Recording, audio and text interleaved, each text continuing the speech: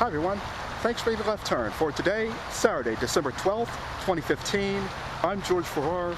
Welcome back to the Jack's Left channel and welcome back to History Jacksonville, our continuing series here on the Jack's Left channel, the Left Turn Network at theleftturnnetwork.com that looks at the history of Jacksonville.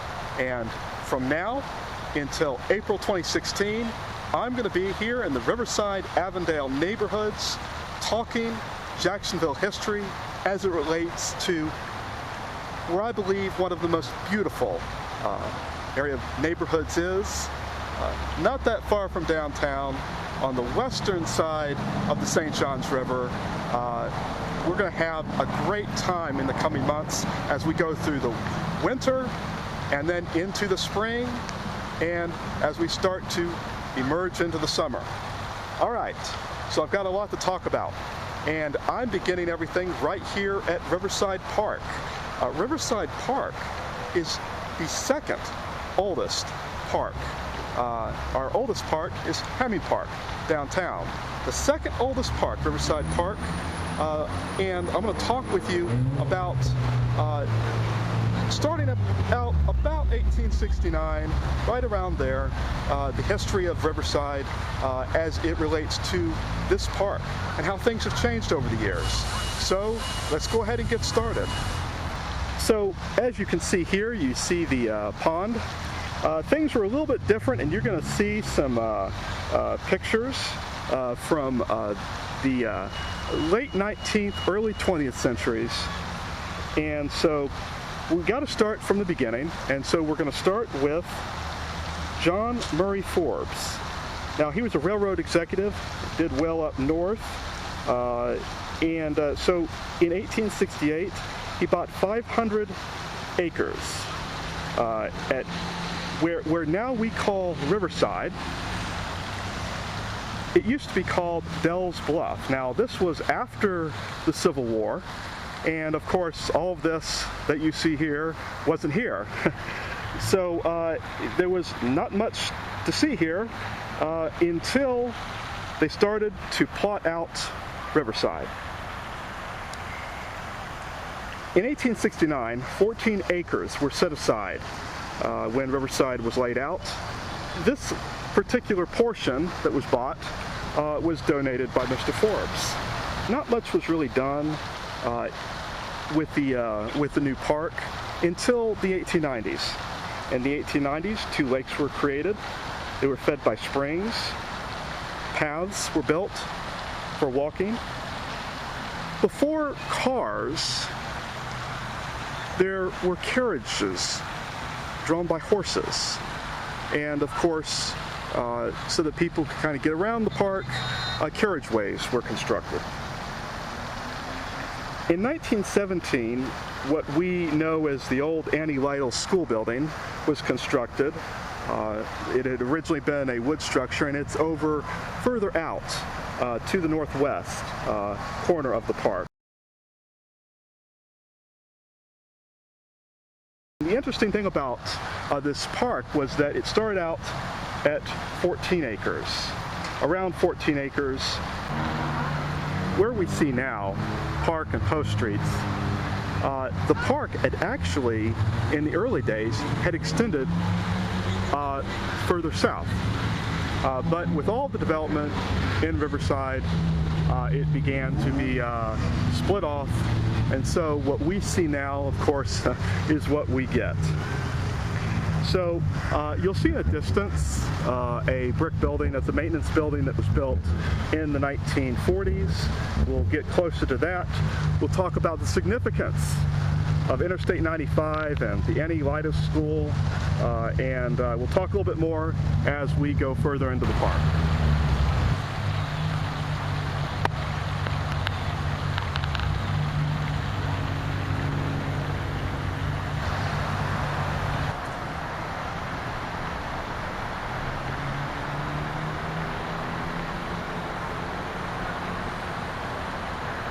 I first got to know Riverside Park in the early 1990s. You know, when you get your first car, my first car was a 1977 Toyota Corolla, and it was the early 1990s. The first places you can go driving are the neighborhoods right around where you live, and I live out off 103rd Street. Back then, of course, you know, just growing up, I would come into Riverside. And I had opportunities to visit the park and walk around 5 Points. And in the early 1990s, also in high school, I had the opportunity to go to the Cummer Gallery of Art and spend lunch on one afternoon with my humanities class here. So, you know, as you grow up, as you get older, I guess you can savor the moments, you can enjoy things. You can, like they like to say, stop and smell the roses, or, as I will tend to do, walk and admire the trees and the hanging moss.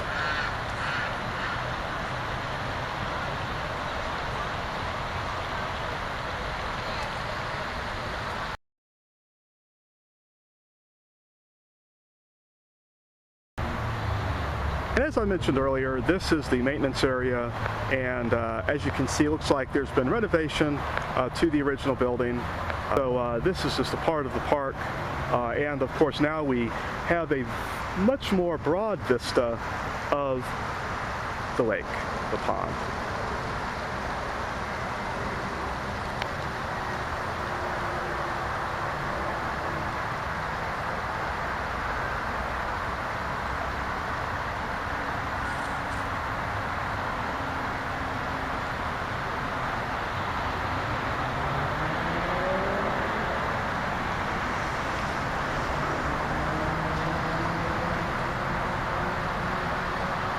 Playground, and just beyond, Park Street.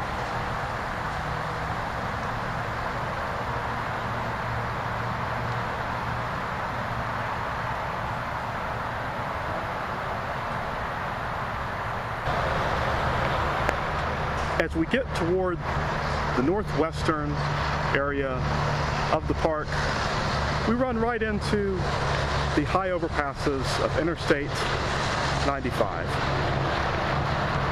as motorists approach to cross the forewarned bridge just beyond. But an interesting thing I'd like to point out, something really unique. If you think about it, in 1917, when what we know as the old Lytle School was built, you know, the park was very much a part of the front area of the school. Of course, back then, there was no Interstate 95, none of these overpasses. And in just a moment, as we look at pictures and film of the park, you'll get a chance to see what Lytle looked like Danny Lytle School looked like.